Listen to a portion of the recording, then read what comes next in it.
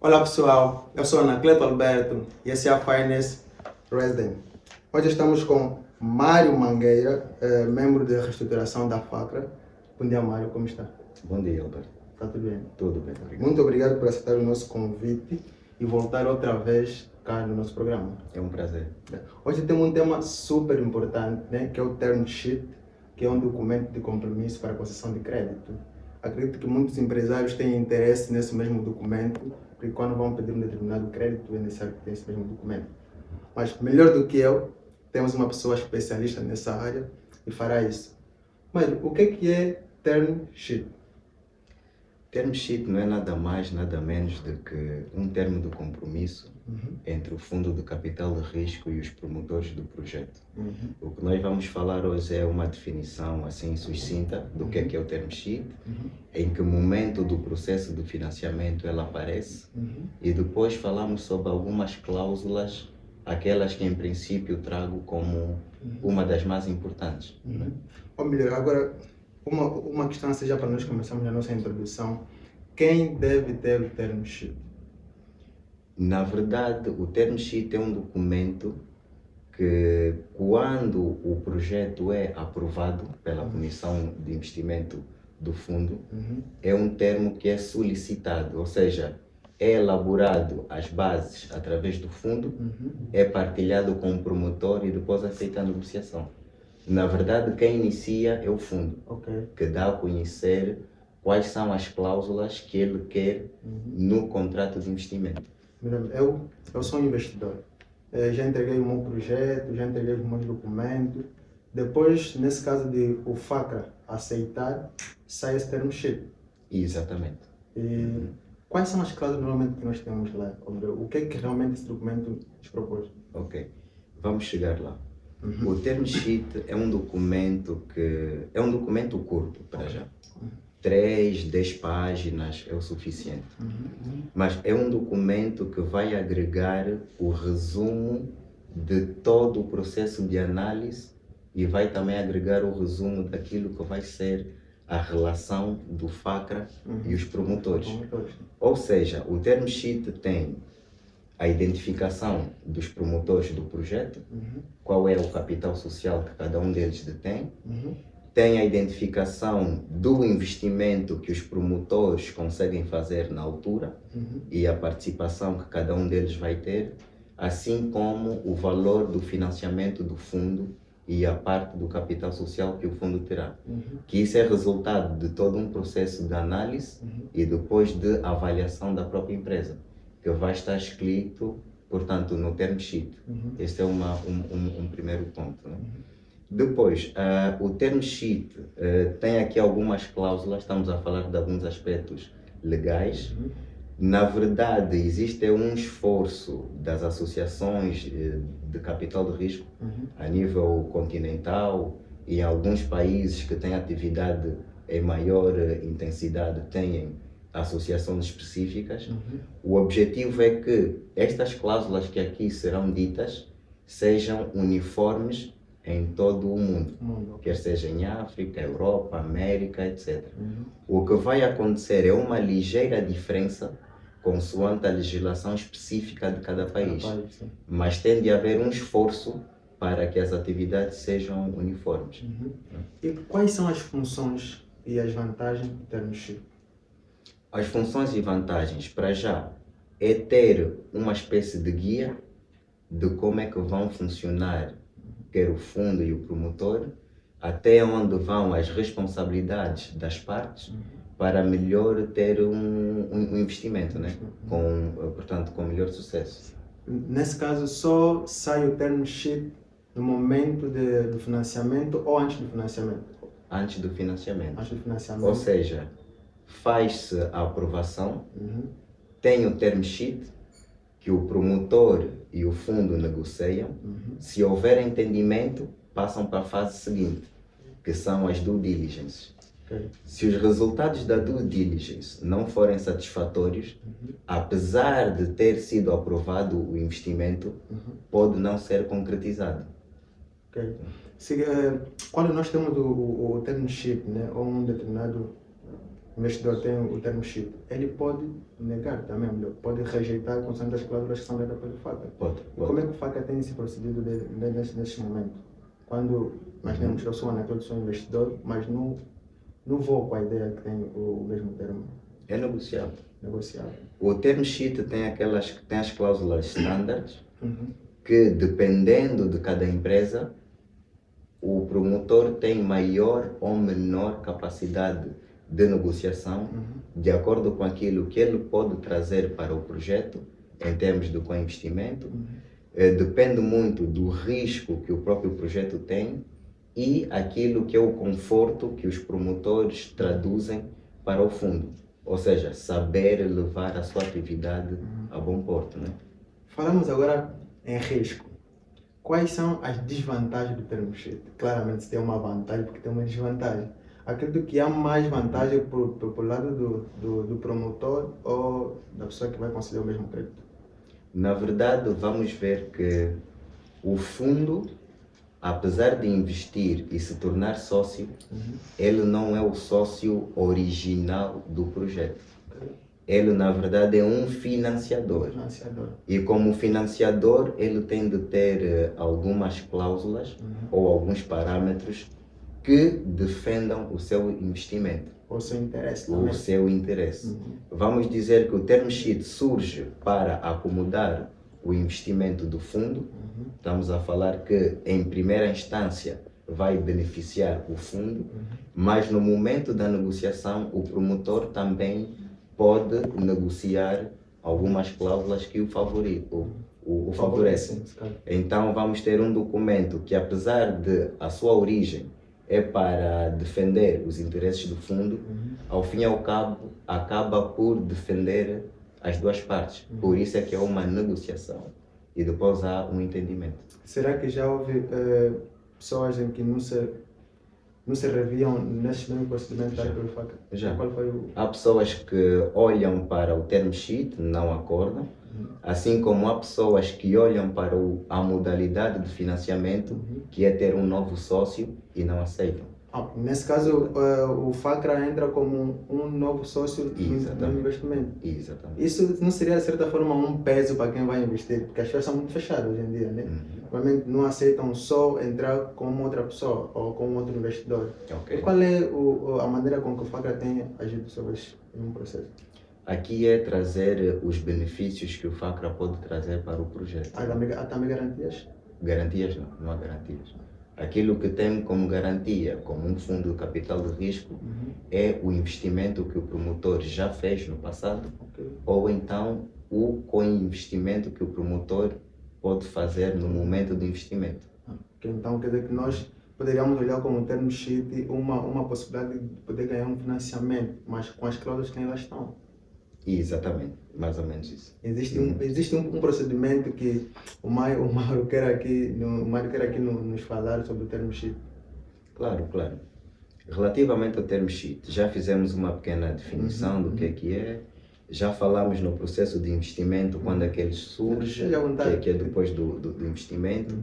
O próprio documento em si, o que é que ele tem? Vou trazer aqui algumas cláusulas fundamentais ou básicas. É necessário. Tem a identificação dos promotores do projeto, o capital social, assim como o valor que vai ser aportado pelo fundo e o capital social que o fundo vai, portanto, ter dentro da empresa. É também definido algum tipo de compromisso futuro, caso haja. Imagine que é um promotor que tem um co-investimento já feito, mas depois quer ainda aportar mais alguma coisa ao projeto daqui a algum tempo. Fica definido como é que vai acontecer este investimento que o promotor pode fazer no futuro. E o investimento pode ser em capital, dinheiro ou em espécie. Algum patrimônio ou algum bem que o promotor queira trazer para o projeto.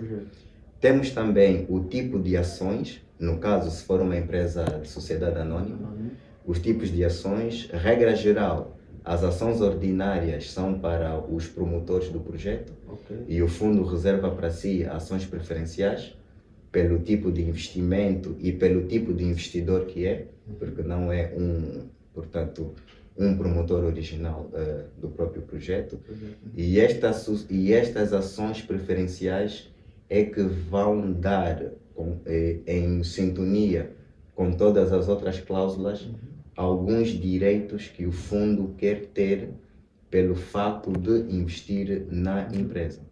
Grosso modo, o valor investido pelo fundo é sempre superior àquilo que os promotores também dão. Então, nesta ótica de ideias, como o valor financiado pelo fundo é superior... Torna-se maior acionista, nesse caso? Não torna-se maior acionista. No caso, o fundo, regra geral, é acionista minoritário. Ok, mas aqui fica um pouquinho estranho, porque o fundo entra com maior capital. Sim, daí o nome capital de risco. Ou seja, tende a assumir aqui um risco na ótica de que o projeto é rentável e que vai lhe render no futuro, mas entretanto o não ser maioritário e ser minoritário tem também a ver com as responsabilidades que o fundo não quer ter para além do montante investido. Ou seja, se a empresa tiver dívidas ou algum processo judicial, os sócios, em princípio, são responsáveis na medida da participação do seu capital. E o fundo, sendo minoritário, quer salvaguardar essa exposição. Não quer ter uma exposição muito maior do que o valor de... Quer dizer, o fundo fica mais no back-off, no front-off. Fica mais lá para poder só auxiliar e não aparecer como proprietário principal. Dá um apoio. Dá um apoiozinho. Olhando para os riscos, Dr. Mário, hoje em dia o setor primário, que é a agricultura, temos aqui falar já lá no off, é um dos setores em que o nosso Estado deu a prioridade para que nós possamos investir.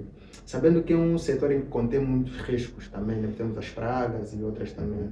Como é que o fundo olha para isso, em termos de assinar um term sheet? Ok.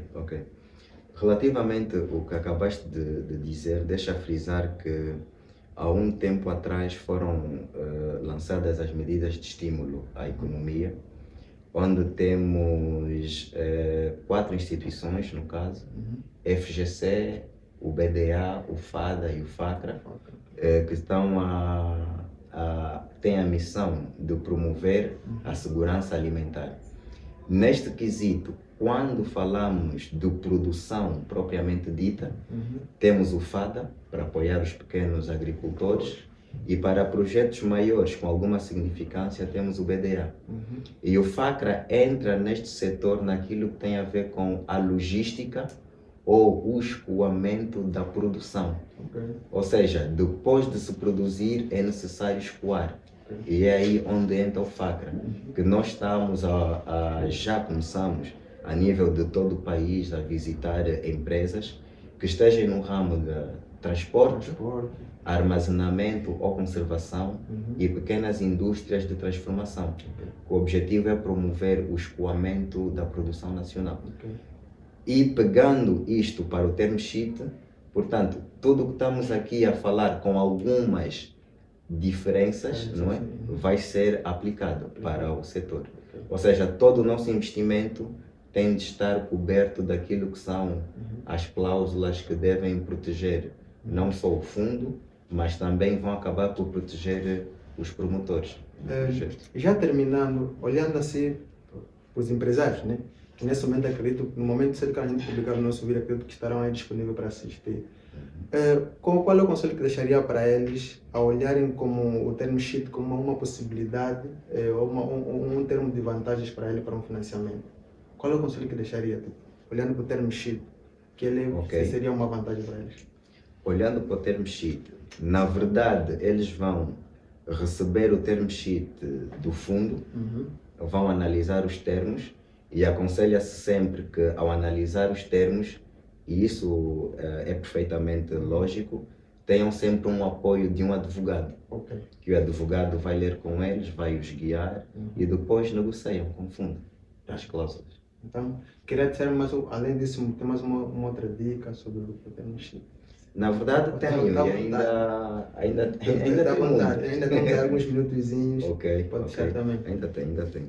Portanto, nós falamos de 2 ou 3 pontos.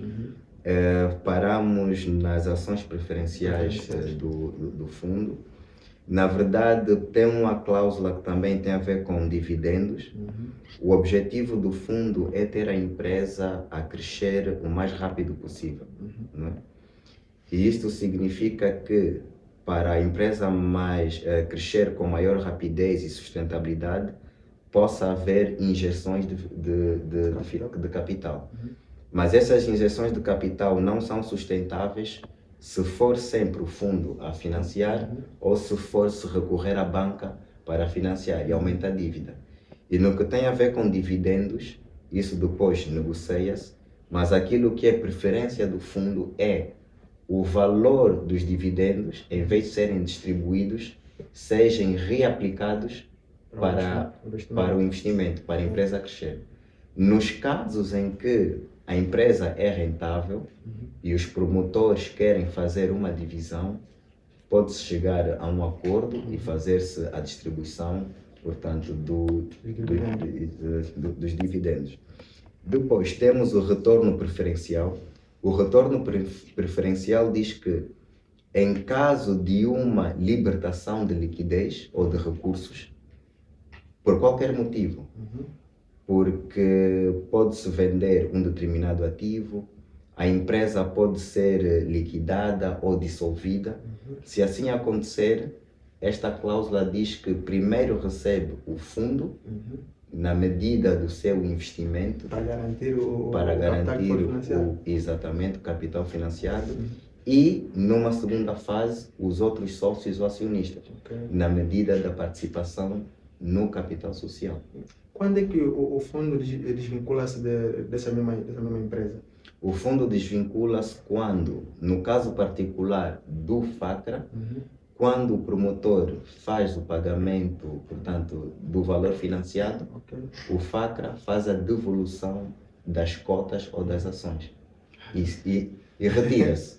E o promotor fica novamente o detentor do capital. Até poder retirar todo o seu retorno, o fundo sempre está lá. Permanece. Mas será que não vai existir aqui uma contrariedade entre o empresário e o fundo, uma vez que o verdadeiro objetivo do fundo, né, é fazer a sua recuperação? Todo investimento nós temos essa capacidade, né? Se nós estamos a investir, queremos um retorno. Exatamente. E nos termos, quais são as possibilidades que possam existir, né, se a empresa vai à falência? Quais são as possibilidades de risco para isso? Ok. O risco está sempre à espreita e isso pode acontecer. Nós, na verdade, e a nossa área jurídica tem também alguns documentos que, vamos dizer, que servem como garantia, não é? No caso de investimento falhar, o FACRA poder recuperar uma parte significativa do valor financeiro. É mesmo muito risco, porque claramente eu vou investir, né? Ao investir, há possibilidades que a empresa pode ir à falência, alguma outra coisa. E o FACRA tem um capital a mais, mas não é o sócio maioritário também. Não é o sócio maioritário. Não é o sócio maioritário, mas as cláusulas ou os termos do term sheet, uma vez aprovados, vai dar o conforto do FACRA que, para além de ser minoritário, consegue acompanhar a empresa e em algumas matérias relevantes tem direito de veto. Por exemplo, vamos ter aqui, apesar de ser minoritário, tem direito de veto em matérias do Conselho de Administração e em matérias dos acionistas. Para dar aqui exemplos, em matérias dos acionistas, o FACRA tem, ou o fundo, tem um direito de veto quando existe a intenção de alterar o estatuto da empresa. Significa que pode-se alterar o rumo ou o percurso da empresa através da alteração do estatuto. E aí o fundo tem um direito de veto, não é? Que é o caso. A aprovação na distribuição de dividendos. Se a empresa tenciona mudar a composição ou tamanho do conselho de administração, é necessário uma validação do fundo. Portanto, há aqui algumas matérias que protegem o investidor. Eu acredito que há muita coisa ainda para se dizer sobre o term sheet, né? Mas infelizmente o nosso tempo já não é. Exato. E que se calhar em outros fóruns, em outras possibilidades, a gente vai poder abordar mais sobre o termo chip também. Muito obrigado, Sr. Marco, por estar na Finance, por poder voltar. Esperamos que volte mais vezes ainda. E que vem sempre com esses temas super interessantes. Obrigado eu. Muito obrigado. Chegamos ao fim da nossa entrevista com Mário Mangueira, que é membro da comissão De de reestruturação do FACRA. Continuem, seguem as nossas páginas e estamos juntos.